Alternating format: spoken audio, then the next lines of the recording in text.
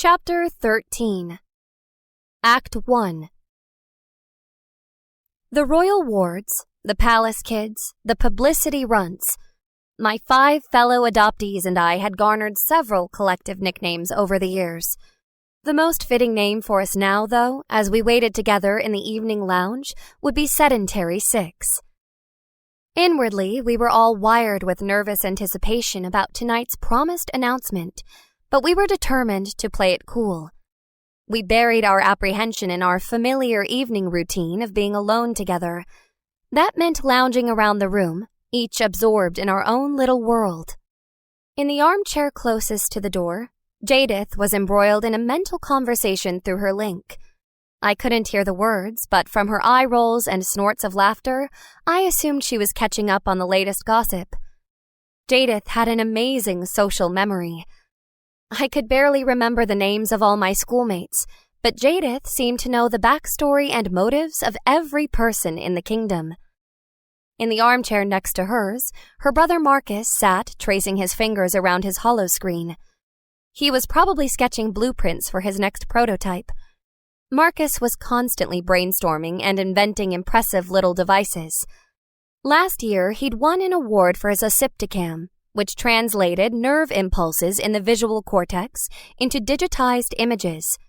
In layman's terms, it let the user take pictures by blinking. Super cool stuff. I deeply admired Marcus. Since we were the same age, we took all our classes together. I liked being around him. He never tried to draw attention to himself, but his witty observational humor and interesting ideas made everyone notice him. Izzy and I sat on the floor, engaged in a heated game of Scabbertats, a complex word strategy game. When I won, I claimed it was skill-based. When I lost, I dismissed it as a game of luck. Dorothea sat near us, completely engrossed in a large, wordy tome. Izzy and I were both secretly relieved she'd turned down the offer to join our game. When Dorothea played Scabbertats, no one else stood a chance. Lucian lay across a nearby couch, tossing his link up and down while scowling at the ceiling. Izzy was taking forever with his turn, so I surreptitiously touched my link and mentally reached out to Lucian. Nervous? Lucian caught his link and gave me a sideways glance before turning his head back to the ceiling. No, just bored. What's taking them so long? He thought back. They've only been gone for, 5 minutes. I reminded him. Lucian was usually remarkably patient. I had a feeling his agitation was more from jealousy than impatience. Our parents had asked us to sit tight for a few minutes while they had a quick chat with Enish. I wasn't thrilled about being left out of their conversation either, but I'd had my private chat with Dad that afternoon. From our dinner conversations, I'd learned each of my siblings had also had a private meeting with one or both of our parents. It was only fair that Enish got his. Read it and weep! Izzy challenged as he pressed submit. His letters floated into place. Dang, that would be a tough move to beat. He must have had a great hand. My only hope was to steal the bonus puzzle. I could still feel Lucian's annoyance through our link.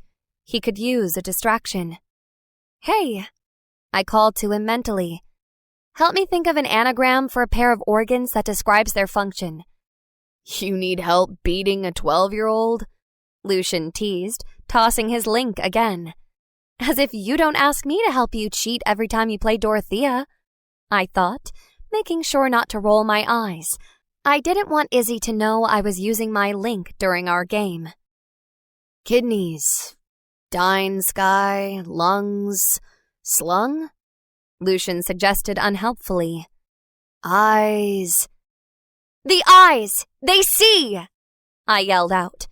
Everyone stared at me. Sorry. I apologized with a sheepish grin. I typed in the answer and smiled as I pressed submit. Beat that, Izzy. The door creaked. All 6 of us turned our heads at the sound and watched as our oldest brother strode into the room.